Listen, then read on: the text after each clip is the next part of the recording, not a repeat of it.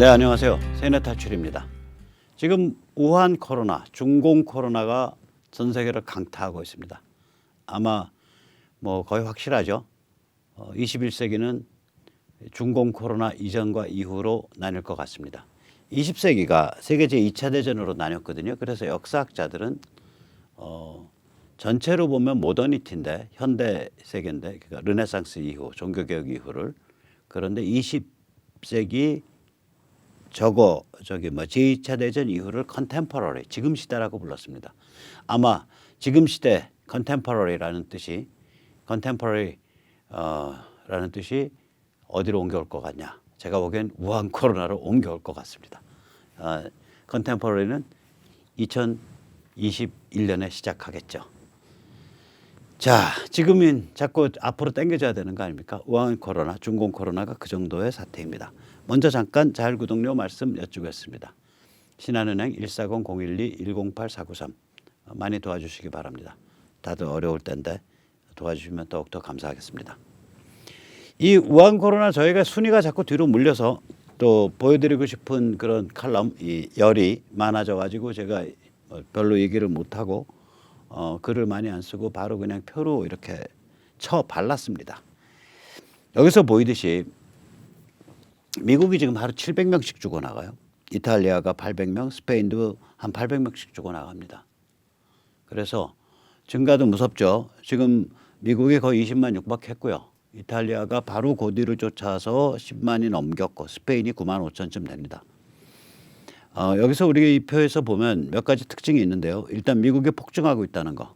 미국 지금 회복은 6,400밖에 안 돼요. 진행이 17만 7천이기 때문에 또 중증이 거의 4천 명이어서 앞으로도 엄청 죽어나갑니다. 이 숫자만 가지고도. 근데 점점 더 많이 발생하고 있어서 이게 하루에도 2만 4천 명씩 증가하고 있으니까 하루에 지금 10%, 5%, 20% 증가하고 있거든요. 그래서 더 어쩔 수가 없습니다. 아마 미국이 심대한 그런 고통을 겪게 될 것 같아요. 그리고 이제 우리가 여기서 보면은 중국이 완전히 거짓말하고 있다는 게 다시 한번 명백해 보이죠. 중국 아직도 전체 누적 환자 수가 케이스가 8만 1,000밖에 안 됩니다. 그리고 중국을 보면 발생 비중, 그러니까 100만 명당 몇 명 발생했냐? 57명밖에 안 돼요. 미국의 10분의 1.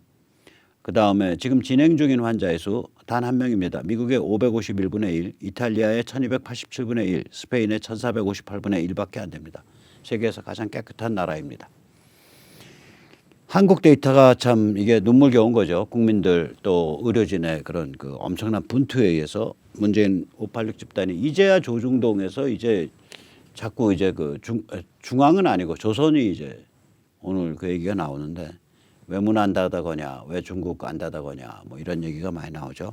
한국이 지금 누적이 9,786 저렇게 문을 안 닫아 걸고 있는데도 불구하고 이 국민들과 의료진의 분투에 의해서 신규 증가가 하루에 한 120명 정도밖에 안 됩니다. 지금 한국은 이 회복자로 풀려나가는 숫자가 신규 증가 숫자보다 작아요. 그래서 매일 조금씩 진행 중 환자의 숫자가 줄어듭니다. 드디어 지금 1,200명 정도까지 줄어들었고요. 이게 만약에 일일 한 100명꼴로 증가된다 한다면은 이게 한 2,000명대로 2,000에서 2,500 사이로 낮아질 겁니다. 진행 중 환자가. 또 이 발병 비율을 보면 100만 명당 한국이 지금 190명 정도가 발병했고요. 진행 환자의 비율로 보면 100만 명당 78명입니다. 굉장히 좋은 숫자입니다. 이 100만 명당 78명 정도의 진행 환자다. 이 숫자는 드물어요. 이건 이제 예를 들면 한국 의사들이 얼마나 발이 빠르냐. 지금 미국이 뭐 하이드로클로로킨 쓴다 안 쓴다인데 미국은 이번에 FDA 결정에 의해서 한국보다 좀 더 화끈하게 쓰기로 한 거예요. 병원에 입원만 하면 무조건 써요. 한국은 그에 비해서 항바이러스 치료를 하면 무조건 써요. 그거를 한국은 벌써 한 3, 40일 전에 해놨죠. 그래서 한국이 이 진행을 잡는 데 큰 그걸 한 겁니다. 이건 질병관리본부가 한 게 아니라 의사들의 네트워크, 그러니까 중앙임상 DF 거기서 가이드라인을 2월 10일경에 정했고 제가 세뇌 탈출에서 잠시 말씀드렸듯이 꼰대스러운 이상한 의사들이 또 뒷다리 잡았어요. 확정된 것도 아닌데 뭐 그런 식으로 약을 쓰냐. 근데 실제로 이 거의 목숨을 내놓다시피 하고 우한 코로나와 사투를 벌이고 있는 일선의 의료진들의 경험에 의하면 이게 면역 과잉 반응을 급속하게 일으켜서 나의 면역 체계가 내 몸을 빠개게 만들어서 한번 그거 진행되면 골 아프다. 그러면 면역 과잉 반응을 억제하는 게 뭐냐? 그래서 그 당시에 이제 그 중국이나 이런 데서 먼저 됐던 데서 그래도 거기도 실력 있는 의사들이 있으니까 논문 조금씩 나온 거 이런 거 참조해서 면역 과잉 반응 억제하는 가장 안정돼 있고 가장 싸고 가장 효과 좋은 약이 뭐냐. 그래서 말라리아 약을 이미 우리는 2월 10일부터 아까 말씀드린 중앙 임상 TF에서 가이드라인으로 그거 항바이러스 치료하면 반드시 써야 된다. 물론 이제 항바이러스 치료 전에 조기에 먹어라 이거는 안 했어요. 또 미국은 이게 이제 다른 질병을 앓고 있거나 심장병 같은 거 앓고 있거나 그래서 그런 약을 먹고 있거나 혹은 당뇨가 심하거나 이럴 때 이제 그 부작용이 있을 것 같으니까 미국은 병원에 입원한 상태에서는 써라라고 요번에 이제 된 거예요. 병원에 입원 상태에서는 부작용이 있더라도 빨리 감지가 되니까. 전체적으로 말하면 이 약은 상당히 안정돼 있고 부작용이 없는 약으로 알려져 있습니다. 미국이 곤욕을 치르는 것은 미국의 이 네임드 줄줄이 죽어나가는 거 보면 알죠. 사람들한테 인기가 많은 배우 앤드루 잭, 또 배우 마크 블럼 이런 사람들이 연달아서 사망하고 있습니다. 미국이 이렇게 이제 곤욕을 치르게 되는 이유는 미국 사회가 특이하죠. 홈리스와 불법 체류자와 마약 중독자가 디글디글 하잖아요. 거기가. 아마 뉴욕 같으면 홈리스만 거의 10만 뭐 이짝저짝 될 겁니다. 이 사람들은 그러니까 어떤 홈리스 같으면 특히 완전히 자유인이 돼버린 거예요. 완전히 다 내다 버리고. 그러니까 자기를 관리해서 다시 악착같이 살아야겠다 이런 마음이 버렸으니까 홈레스를 하는 거잖아요. 제가 말한 홈레스는 이제 집세가 비싸가지고 뭐 트레일러 같은 거 끌고서 트레일러촌에 들어가 있는 사람 이런 사람도 아니고 또 집세가 비싸서 차에서 먹고 자는 그런 홈레스도 아니고 진짜 이 수레에다가 밀고 다니면서 그 살림 도구하고 뭐 그다음 옷은 뭐 옷도 잘 안 빨아 입고 뭐 세면 같은 거 잘 안 하고 잘 안 씻고 그리고 이제 빌딩 이렇게 환풍기 그 뜨거운 김 나오는데 이제 거기서 자고 뭐 이런 사람들을 뜻하는 거죠. 이 사람들에서 막 퍼져나가면은 이거 못 말리는 거라고 이게. 이거 못 말려요. 어느 기사 보니까 뭐 미국의 불법 체류자들이 좁은 방에서 디글디글 살기 때문에 굉장히 위험한 환경에 있다. 뭐 그래서 미국을 좀 이렇게 비아냥거리는 기사를 동아인가 조선에서 며칠 전에 봤는데 맞죠. 불법 체류자들 그런 안 좋은 환경에서 삽니다. 그런데 그 정도 기사 쓰려면 중국도 그런 얘기를 써야 되거든요.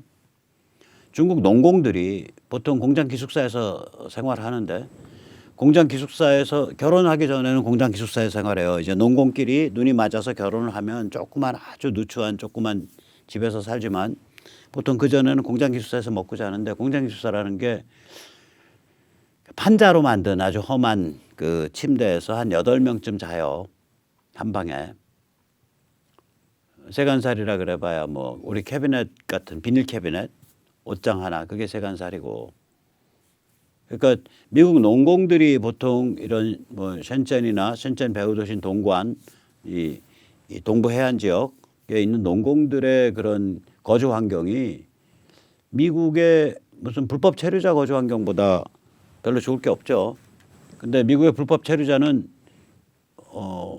국경을 몰래 들어온 사람들이고 중국 농경은 중국인이에요. 근데 실제로는 불법 체류자 취급을 하죠. 그러니까 평소에는 잘 직장 다니게 내버려 뒀다가 뭐 노동 문제를 일으킨다든지 혹은 사회적인 정치적인 항의를 하면 너 집에 가, 너 불법 체류하냐. 그 전에도 말씀드렸듯이 호적을 옮기는 것을 안 해주기 때문에 농공끼리 결혼해서 자녀를 낳으면 호적이 그 지역으로 돼 있지 않기 때문에 대부분의 지역에 있어서는 공립학교조차 못 보냅니다. 그냥 우리로 치면 아주 그냥 그 질이 나쁜 학원. 그 아주 그 싼 학원 거기밖에 못 보내요. 그 불법 체류자 취급하고 있는 거예요.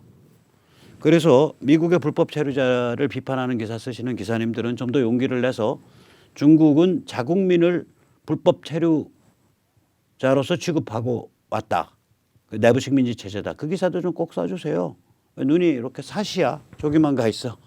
미국에서 일어나는 모든 나쁜 건 이만큼 크게 보이고 중국에서 일어나는 엄청 굵직한 일은 굉장히 다 좋게 보이는 이상한 색안경을 끼고 있는 그런 기자들이 디글디글합니다. 조선중앙 이런 데도요.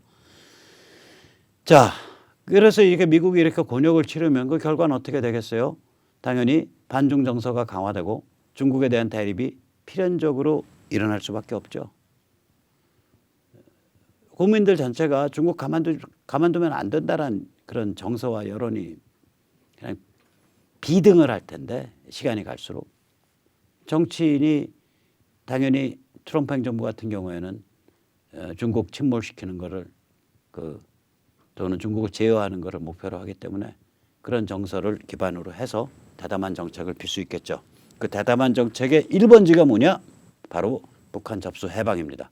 그래서 북한 접수 해방은 중국을 침몰시키기 위해서 중국의 정수리에다가 빵 때려 넣는 정입니다. 정.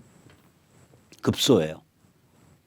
중국 공산당 인민해방군 체제의 급소가 바로 북한 해방입니다. 북한 접수 해방입니다. 그걸 알기 때문에 북한이 지금 어저께 세네 탈출에서 말씀드렸듯이 온갖 로켓, 온갖 단거리 미사일, 온갖 장사정포 끌어내다가 막 불꽃 축제하죠. 우리 너 그렇게 표현했잖아요. 미국 우리 건드리면은 큰 코 다칠 줄 알아라. 얼마나 지금 겁이 바짝 났겠습니까? 겁이 나든 말든 상황은 그 길로 사정없이 흘러가고 있습니다. 자, 이걸 정리해서 말씀드리면 미중 전쟁은 결국 중공 코로나 전쟁으로 확대됐고 이것은 결국 다시 인류 대 중국의 대립으로 확대됐습니다. 인류 대 CCP의 대립으로 확대됐습니다. CCP 중국 공산당이 드디어 인류의 적으로 등극했습니다. 왜냐? 감췄잖아요. 심지어는 아마도 이 바이러스 흉악한 거 보면 도저히 자연계에서 이런 변종이 일어나기 힘들다. 아마도 중국 바이러스 무기연구소 우한에 있는 거기서 합성됐을 것이다. 인공적으로 만들어졌을 것이다. 라는 게 지금 쉬쉬하면서 다 얘기하는 얘기죠. 그러면 결국 중국 공산당 인민해방군은 인류의 적이다. 이런 얘기가 되는 거예요. 오늘 그 이야기를 굉장히 온건한 이름 들으면은 그 대학 하는 미국 초인류 대학을 나와서 미국에서 문과 쪽 대학 교수를 하고 있는 제가 아는 지인의 이메일에도 고스란히 드러나 있습니다. 그 이메일의 한 구절 고스란히 인용해서 불러드리겠습니다. 이번 코로나 사태로 중국의 문제가 곧 전 지구적 문제이고 중국 공산당의 모순이 곧 세계사적 모순임이 더욱 분명해진 듯합니다. 일당 독재의 비대한 대륙국가 중국의 실체를 직시해야 합니다.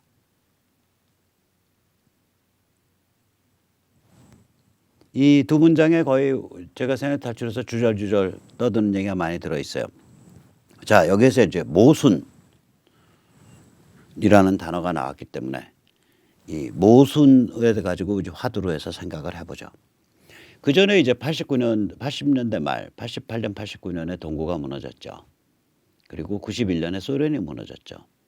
그 무너진 때 동구 소련 체제에 모순이 있습니다. 이 동구 소련 체제는 기본적으로 계획 배급 경제입니다. 지금 우리가 보는 중국과 다릅니다. 그쪽의 문제는 뭐였냐면 기술 발전과 계획 배급 경제 사이의 모순입니다. 이게 세계 제2차 대전 때까지만 해도요. 계획 배급 경제가 꽤 잘 돌아가는 시스템이라고들 이야기가 됐어요. 왜 그러면 소련이 급속하게 농업도 막 트랙터 놓고 해서 농업도 근대화시켰고 그다음에 이제 산업도 급속하게 발전시켰고 쯔아 체제 때 제정 러시아 때의 낙후된 농업 국가에서 세계에서 손꼽히는 그런 공장을 돌려내는 공업 국가로 급속하게 이동했다고요. 2차 세계대전 전까지, 2차 세계대전 전까지. 그래서 그 당시에 이제 지식인들 중엔 미래는 결국 소련 스탈린 체제와 같은 그런 계획 배급 경제의 체제가 될 것이다. 그게 미래의 모델이다. 이런 얘기가 팽배했었어요. 그러니까 1922년에 우남 이승만이 쓴 공산당으로는 안 된다. 그 당시 제목으로는 공산당의 부당. 당이라는 건 좋은 점과 좋은 점이란 소리고 부당 그러면 나쁜 점, 현실과 어긋난 점을 논하는 그때 태평양 신보에 실린 짧은 칼럼이 얼마나 그 문제를 찔른 칼럼이냐. 거기서 공산당으로 안 되는 이유 5가지 꼽습니다. 우선 첫째, 사유재산을 없애면 사람들이 게을러진다. 둘째, 종교를 없애면 사람들이 도덕이 빠개진다. 셋째, 지식인을 없애면 사람들이 야비하고 쌍스럽게 된다. 넷째, 상공인을 없애면 사람들이 세상에서 혁신이 없어진다. 혁신이. 5번째, 이 공산당 떠받드는 사람들은 소련을 조국으로 여기는데 소련은 그런 국제적 조국이 아니라 자국의 발전만을 아는 자국의 이익만을 하는 하나의 국가일 뿐이니까 소련 믿고서 기댔다간 큰 코 다친다. 그게 5가지 이유입니다. 이 1920년대는 말할 것도 없고요. 특히 1945년까지 전 세계에 좀 배웠다는 먹물들이 야 미래는 앞으로 소련식 사회주의 모델이 지배하는 그러한 세상이 될 거야. 이런 얘기가 팽배한 와중에 저거 골로 가는 거야 라는 얘기를 가장 명확하게 가장 본질적으로 가장 간명하게 말한 부분이에요. 제가 참 부러운 게 우남의 글과 말입니다. 우남의 글과 말에는 군더더기가 없어요. 반면 백모의 글과 말에는 군더더기 빼고 나면 아무것도 없어요. 그냥 어디서 주워 들은 거 얼레벌레 엮어가지고 뭐 있는 것처럼 이렇게 한 무더기 쌓아놨는데 거기서 군더더기 다 빼고 나면 뼈는 완 조각도 안 나와요. 우남은 정말로 큰 그 통찰력을 갖고 있어서 그 5가지를 그냥 딱 짚었어요. 그게 1922년 글일 겁니다. 22년은 말할 것도 없거니와 1945년까지도 지식인들은 전 세계 지식인들은 상당수는 야 저게 잘 돌아가는데요. 진짜 잘 돌아갔어요. 그 낙후됐던 쯔아 그 러시아 제정 러시아 농업 사회가 농업 체제가 그냥 순식간에 세계 열강 체제로 확 바뀌었으니까 한 몇 년 만에 1917년에 이제 그 공산혁명이 일어나서 내전을 진압한 게 1922년쯤 돼요. 완전히 진압한 게. 그러니까 1922년부터 1945년 사이 23년 동안 무지무지하게 그 과속 질주를 했다고요. 소련 체제가. 물론 그때 내부적으로 한 1,000만 명 잡아주겠죠. 숙청에서. 그런데 세계제 2차 대전이 그게 이 그 기술 발전을 엄청 자극했거든요. 그때 뭐 화학, 뭐 기계, 항공, 운수 이거 전쟁 중이니까 생사가 걸려 있으니까 막 각국이 다 발전시켰을 거 아니에요. 그게 이제 다 이제 2차 세계대전 때 그 어마무시한 군사 기술들이 전부 이제 상용화되기 시작했다고요. 그러면서 기술 발전이 다른 종류의 급가속을 하게 돼요. 예를 들어보죠. 석유화학 2차 대전 무렵에 나온 거예요. 1939년이 나일론이 최초로 상용화된 거예요. 최초의 석유화학 섬유는 나일론이었거든요. 그전에 나일론 섬유라는 게 없는 게 섬유는 전부 면 아니면 모직이에요. 그전엔. 그러니까 우리가 버버리 코트 그거 만져보면 면으로 돼 있잖아요. 그 버버리 코트 원래 뭐 하는 코트냐. 1차 세계대전 때 군인들 방수용 외투잖아요. 우리가 지금 비 막 쏟아지는데 버버리 코트 입고 가면 좀 미친놈이라 그러죠. 우산이라도 받쳐야지. 근데 그때는 뭐 말하자면 화섬이 없으니까 석유화학 섬유가 없으니까 버버리 정도만 돼도 그게 방수예요. 그 옛날에는. 즉 모든 종류의 소재와 섬유가 그때 나왔다고 석유화학. 이게 전부 2차 대전 후예요. 플라스틱 사출 1946년에 시작됐습니다. 제가 잘 드는 예지만 페트병은 그중에서도 1976년에 시작됐습니다. 반도체 정보기술 저게 1970년대에 시작된 거 아니에요. 60년대 말. 그전에 진공관이었죠. 그다음에 소통 똑같죠. 지금 우리가 인터넷을 보지만 인터넷 이전에 일단 소통기술 발전할 때 소통의 여러 가지 레이어인데 그 아래 옛날에 구리선만 갖고 했었죠. 그러다가 그 이름이 뭔가 광파이버를 쓰기 시작했어요. 프레임 릴레이 방식에. 그거요. 그 당시에는 어마무시한 가격이었어요. 광파이버도 비쌌고 중계기도 비쌌고. 지금요. 지금 이제 어디서 이제 빌딩 같은 데서 이렇게 광 케이블, 광랜 깐다 그러면 그냥 아무것도 아닌 사람이 와서 광랜 이렇게 꼽으려 가지고 창턱 넘고 첨턱 넘잖아요. 옛날에 그거 보면 기절해요. 옛날에는요, 1980년대, 80년대 뭐야? 2000년만 해도요, 광 케이블을 구부리려면 확 구부리면 깨지니까 광섬유가 이렇게 크게 구부려야 돼요. 그 창턱을 못 넘죠. 아무나 와서 공사 못 해요. 케이블 쭉 갈다가 광 케이블이 뭉치 하나에 뭐 수백 가닥 들어 있는데 가다가 케이블 끝이 되면 연결해야 될 거 아니에요. 2000년경에 케이블 하나 그 수백 가닥이면 하나씩 연결해요. 이제 녹여가지고 그거 연결하는데 아마 한 가닥에 돈 10,000원 받았을 거예요. 그거 연결하던 기업들 전부 다 떼돈 벌었습니다. 그 특수기술이어서. 광케이블 포설하고 연결하고 그 당시 무렵에 아주 논하는 장사였어요. 그때는. 이게 지금 뭐 광케이블 깐다 뭐 연결한다 이거 아무것도 아닌 기술 돼버렸죠. 가격도 엄청 싸졌고. 2006년에 세계통신장비 회사 가면 그때 광케이블 들고 잘 만드는 삐렐리 같은 회사 또 일본의 그 무슨 그 히다치 같은데 이런 데서 그때 이렇게 부스 차려놓고 딱 보여주는 게 뭐냐면 저희 광케이블은 직경 5cm에서 그러니까 요만하게 굽힐 수 있습니다. 지금 이런 요만하게 굽힐 수 있다면 불량품 가세요. 직경 1cm에서 굽혀야 돼. 직경 1cm면 창턱 넘어가거든요. 무슨 말씀인지 아시겠죠? 그러니까 이게 어마무시하게 발달한 거예요. 운송도 마찬가지죠. 우남 이승만이 그 대통령 우남이 한국에 들어올 때 미국과 한국 사이에 당연히 비행기 민항기가 없죠. 민항기가 나온 게 대륙간 민항기 나온 게 얼마 안 되죠. 다 배 타고 다녔죠. 물류 마찬가지고요. 컨테이너 박스 이런 건 나중 나온 일이에요. 금융 마찬가지고요. 전 세계 금융 은행 간의 결제 시스템, 송금 시스템 이거 스위프트라 그러잖아요. 스위프트 나온 게 한참 후죠. 전 세계 항공사 간의 그 물류와 그 항공 화물과 승객 그거 연결해서 서로 확인해서 비행기 예를 들어서 대한항공 타고 가다가 뭐 아메리칸 에어라인으로 바꿔가고 이럴 때 이쪽에서 이제 여행사가 볼 때 혹은 그 항공사가 볼 때 아메리칸 에어라인에 자리가 있나 해서 연결을 시켜야 될 거 아니에요. 그런 식으로 연결된 거 갈릴레오 시스템이라 그러는데 그거 1970년대나 80년대나 나왔을걸요. 요새는 갈릴레오라 그러면은 뭐 사람들이 그게 뭔지도 모르지만 그 전에 정보기술하는 사람들 1990년까지만 해도 갈릴레오 그러면 그건 성전이야 성전. 아주 성스럽고 정말 어떻게 시스템이 그렇게 돌아갈 수 있어. 요새 보면 정말 구닥다리인데 그땐 그랬어요. 근데 그게 그때 나온 거예요. 2차 대전 후에. 무역질서 관세 및 무역에 관한 일반의 규정 지금 WTO의 전신 GATT 가트 그 1948년인가 9년이잖아요. 우리가 가트에 거의 일본 빠따로 가입한 후진국이죠.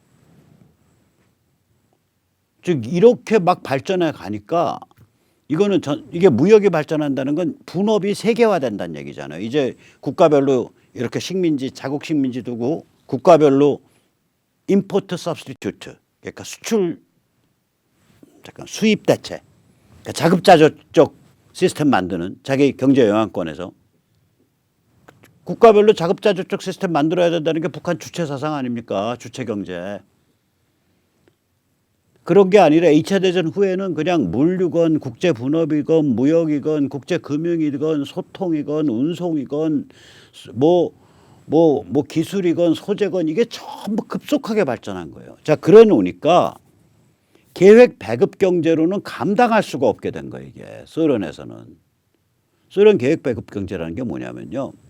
레온티에프 매트릭스라고 불러요. 예를 들어서 뭐 철광석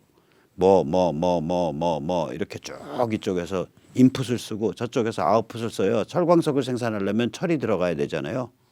그러니까 철광석 생산에 인풋이 또 돼요. 아웃풋을 써요. 그래서 인풋은 인풋 요렇게 해서 나온 총량하고 요렇게 더해서 나온 총량하고 요렇게 더하고 요렇게 더하고 맞춰야 돼요. 그러면요. 지금 상품 가지수 셀 수 있어요? 못 세죠. 인간 직업의 가지수도 못 세는데 이제는. 레온티에프 만약에 이게 천이면 많은 것 같죠? 쥐방울 만한 저기 어디야 저거 뭐죠? 저기 편의점이 아마 3,000종 정도 다를걸요. 왜 이런 편의점이나 이런 그 대기업에서 하는 유통점이 이기냐면 이기는 이유 중에 하나가 상품 종류가 굉장히 많고 그 상품 종류를 다른 그 점포의 그 패턴과 대비해 가지고 요 점포에 대해서 최적화시켜 주는 거예요. 점포가 하나 만들어지면 점포의 물리적 조건 때문에 그 점포에서 다룰 수 있는 상품의 점수가 정해진다고요. 그런데 만약에 이게 JIT, Just in Time으로 계속해서 상품이 공급될 수 있으면 한 종류당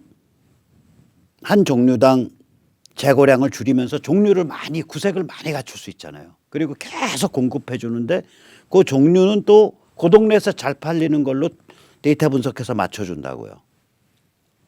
그래서 이런 종류의 유통업에 이런 대기업이 주도하는 사실 대기업이 꼭 안 들어와도 돼요. 그걸 옛날에 이제 슈퍼마켓 연합회 같은 데가 그런 역할을 할 수도 있었는데 정부 지원도 많이 받았고 정치판이 돼 갖고 내부가 이런 혁신을 주도를 못했어요. 그래서 아무튼 그런 네트워크화된 지능화된 그런 점포의 네트워크를 못 당해내는 거예요. 고립된 점포가. 그러면 아까 다시 말씀드리자고요. 우리가 길거리에서 보는 편의점 하나 크지 않은 편의점에 3,000종 들어있는데 레온티에프 테이블이 다룰 수 있는 게 보통 1,000종, 2,000종에서 끝나요. 그러니까 예를 들어서 어떤 게 되냐. 위에서 오다가 떨어지죠. 야, 그 신발 말이야. 500만 개 생산해. 그러니까 오른쪽으로만 500만 개 생산한 거예요. 270 사이즈에. 까만색. 그러니까 위에서 불같이 화를 낸 거야. 야, 사람들이 다 오른발만 있냐? 100만 개 왼쪽 오른쪽 해서 한 족으로 생산해야지. 그러니까 까만 거 270, 100만 족을 생산한 거예요. 100만 페어를. 또 화를 냈어요, 위에서. 실제 있던 일입니다.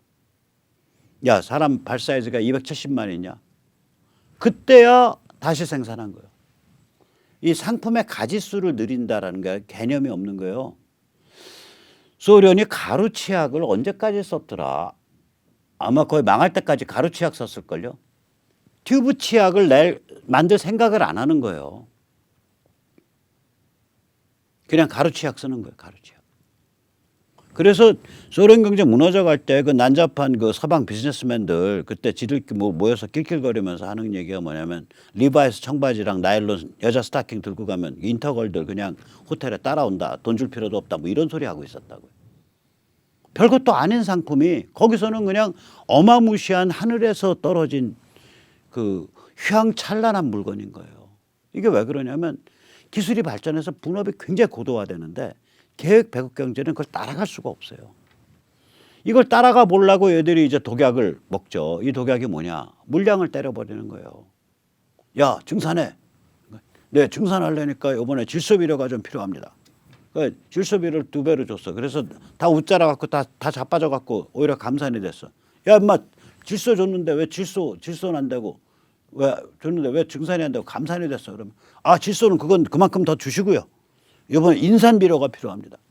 인산을 갖다가 부었어. 그건 너무 많이 부어갖고 이게 과영향으로 또 이게 감산이 됐네. 야, 인마 이번에 왜 또 감산됐어? 그러니까 아, 그거요.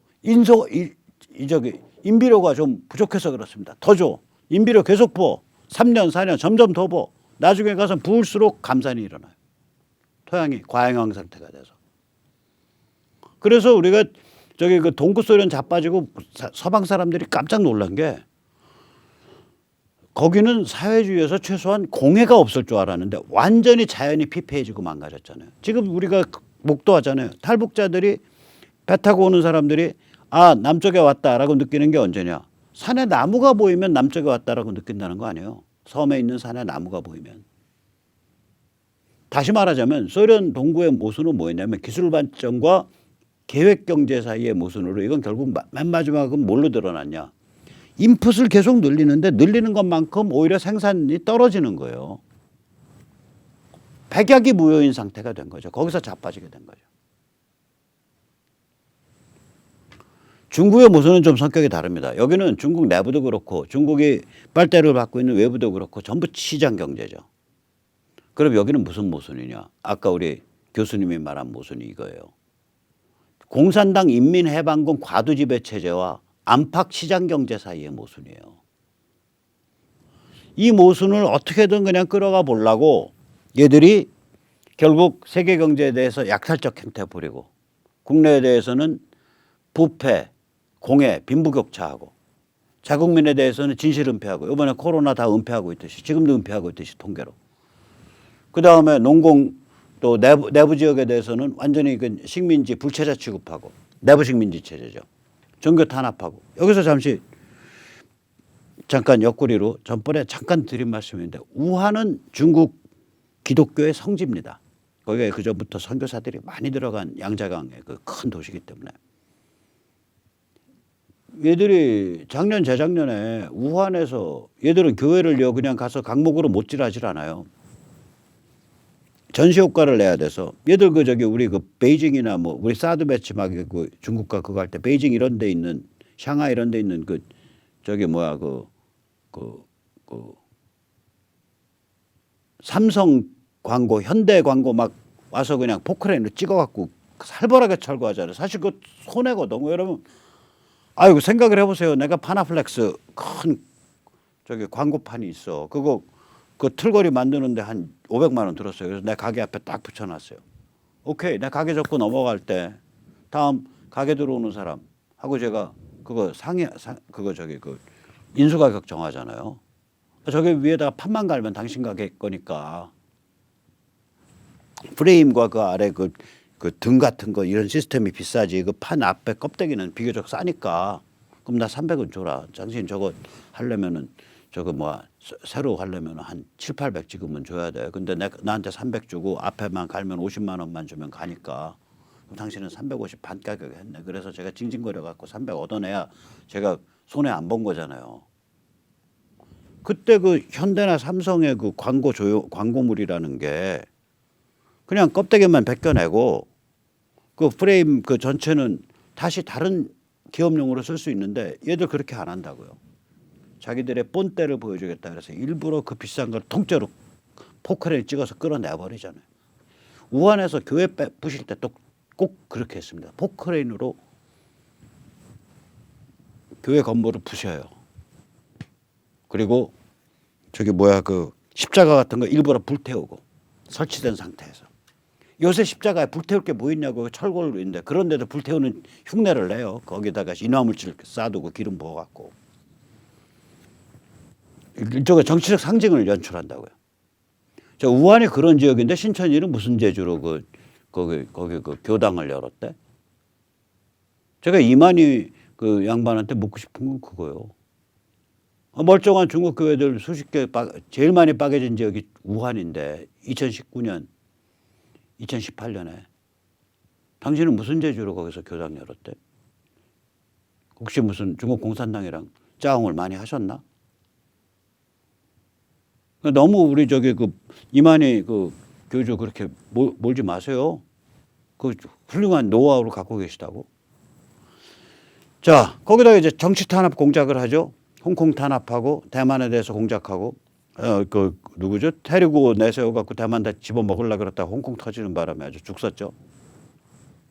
외국에 대한 정치 공작하는데 우리나라가 아마 제일 심할 겁니다. 그리고 미국 같은 데 많이 하고. 우리나라 지금 친중 이 분위기가 아주 득세를 했죠. 지난 한 10년 동안. 테헤란 저기 어디야 여의도 돈 다루는 동네 가서 중국 돈 안 다루는 사람 그 바보죠. 그 저기 대학 교수 중국에서 연구비 안 받아서 저기 연구 안 하는 사람 바보죠. 그 다음에 제일 짭짤한 그 범죄 마약, 보이스피싱, 그 다음에 인터넷 댓글 달기 범죄 이런 건 다 중국 쪽 사람들이 다 잡고 있죠. 무시무시하게 들어와 있어요. 거기다가 이제 자생적으로는 내놓고 종북을 못하니까 종중을 해버리잖아요. 그래서 출판사에서 제 친구 같은 경우에 번역을 하는데 퇴직하고 이제 미국 명문대학 나와서 여기 연구직 있다가 이제 퇴직하고 놀기 싫어서 번역을 열심히 하는 친구가 있어요. 중국 그 문화혁명에 대한 걸 번역을 하는데 영어에는 cultural revolution이라고 해요. 문화혁명이야. 그렇게 해서 뭔 거를 주면 꼭 이 편집자라는 젊은 놈이 문화대혁명 다시 고쳐주면 또 문화대혁명 그래가지고 5기가 맞춰서 그걸 7번을 했더니 결국은 편집자가 손들었다 그러더라고. 그러니까 뼛속 깊이 그 북한을 사모를 못해서 반미는 해야겠고 중국을 사모하는 자들이 사회 곳곳에 처자빠져 있는 거예요. 그러니까 중국 공작하기가 얼마나 쉬워요. 자, 이런 상황에서 이제 미중 전쟁 거쳐서 코로나가 터졌는데 아까 우리 저기 그 미국에 있는 교수님이 교수하는 제 지인이 이메일로 보내줬듯이 결국 코로나는 중국 모순의 총체적 표현이 돼버린 거예요. 그래서 이거와 아마 쉽게 못 넘어갈 거다. 이거가 이제 제2차 대전이 역사학에서는요. 아까 말씀드렸죠. 모더니티 현대 문명이 대개 한 5세기에 르네상스 아니면 16세기 르네상스나 저기 그 종교개혁에서 시작했다고 봐요. 15세기도 종교개혁이 있죠. 루터가 그 종교 재판 받기 100년 전에 체코 프라하 대학 신학대학 교수였던 후스죠. 굉장히 훌륭한 사람입니다. 후스. 마찬가지죠. 그래서 그것 때부터 모더니티 현대문명이 시작했다고 보는데 이 현대문명 맨 끝자락 우리가 살고 있는 지금 시대를 아까 말씀드렸듯이 제2차 세계대전 이후 시대를 거기서 그 구간을 따로 떼내 갖고 지금 시대라고 불러요. 컨템퍼러리 에이지. 우한 코로나 지나고 나면요. 컨템퍼러리가 이제 70년 80년 이동해서 2021년으로 옮겨집니다. 1945년에서. 그 정도로 큰 사건입니다. 이게. 세계 제2차 대전이 세계 질서와 인류의 삶과 기술과 기타 등등 패턴과 라이프 스타일과 가치관에 어떤 영향을 미쳤나 한번 복기를 해보시고 그것과 거의 비슷한 영향이 우한 코로나에 의해서 있을 거다. 그럼 사람들 흔히 이렇게 말하죠. 뭔 소리야. 세계 제2차 대전은 뭐 1, 2억 명 죽었고 거기는 저기 일단 크게 보면은 1937년 중일전쟁 또 약간 좁혀서 보면 1939년 유럽에서 시작된 전쟁 더 좁히면은 1941년 12월에 일제의 진주만 공습에 의해서 미국 참전 에서 시작됐기 때문에 1945년까지 따지면 여기서부터 따지면 8년 여기서부터 따지면 7년 6년 여기서부터 따지면 4년간 전쟁이야. 근데 우한 코로나 이거 1년밖에 안 가잖아. 이 양반들 뭐 모르는 소리예요. 세계 여러 사건들이 있어요. 불과 한두 달짜리인데 역사를 확 바꾸는 사건. 그래서 전문가들은 그 사건을 중시하는데 그 대표적인 케이스가 비엔나 스톡 마켓 크래시 1883년이죠. 비엔나 주식시장 붕괴.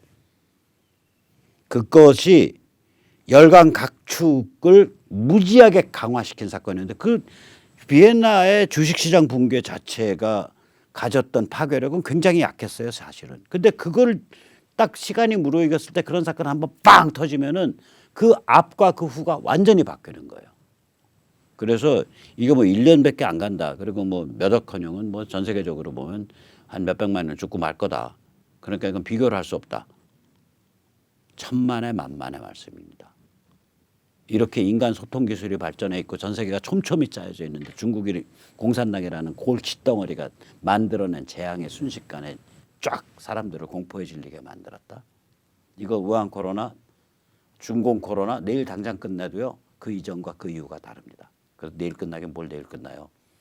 그냥 하이드록시클로로킨 말라리아 약 먹어가면서 인도에서는 그걸 상시적 상비약으로 이제 권하는 것 같아요. 하이드로클로로킨 말라리아 약 먹어가면서 버티다가 이제 백신 나와서 이제 그때부터 정복되면은 앞으로 한 1년이나 지나야 끝나요. 우리 잘 버텨야 됩니다. 지금 잘 버티고 있는 게 대한민국 사람들.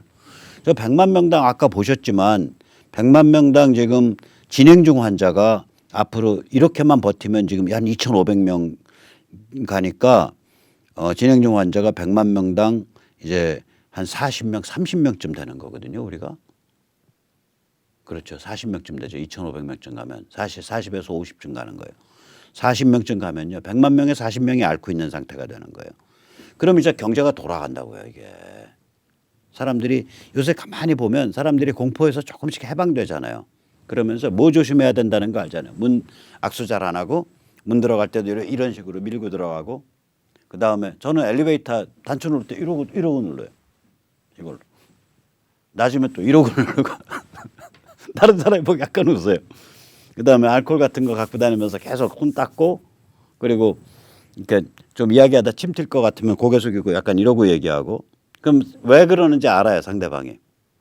저는 이제 이빨이 이제 뭐 많이 이제 왔다 갔다 했기 때문에 나이가 들어가면서 입에서 침이 많이 튀어요. 그래서 저는 가끔 이러고서 얘기를 합니다. 약간 고개 숙이고 그다음에 식사 같이 할 때 집게나 다른 엑스트라 젓가락 달라 그래서 앞접시에다가 따로따로 덜어 먹고 이러면서 이게 이제 저희가 버티는 거거든요. 이게 대단한 거죠.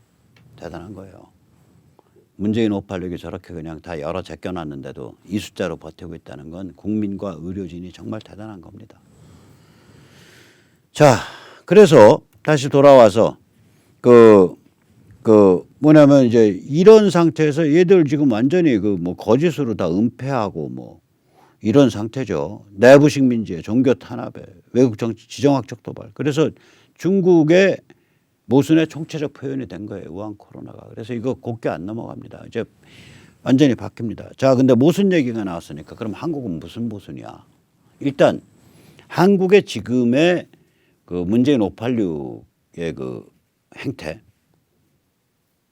우리가 참 개탄하는 이런 세태, 이거 뭐냐? 이거 제가 좀 너무 추워주는 얘기인지 몰라도 과거의 모순적 상황에 맞춰서 최적화돼 있던 거예요. 이게 과거 상황 자체가 워낙 걸레같이 모순적이에요. 제가 5가지 꼽아요. 제가 전에도 이거 비슷하게 표현해 드렸는데 다시 한번 짚어드릴게요. 우선 첫째, 미국의 친중 정책에 의해 한국인의 정신이 희화화된 거예요.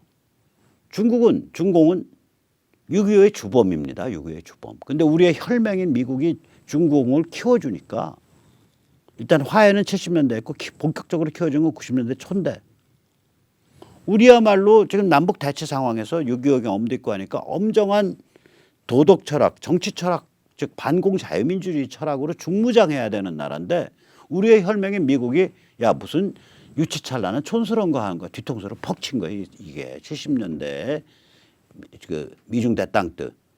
그래서 유신하게 된 거예요. 나라가 풍전등화에 가니까. 그리고 90년대에 중국 키우기 본격화.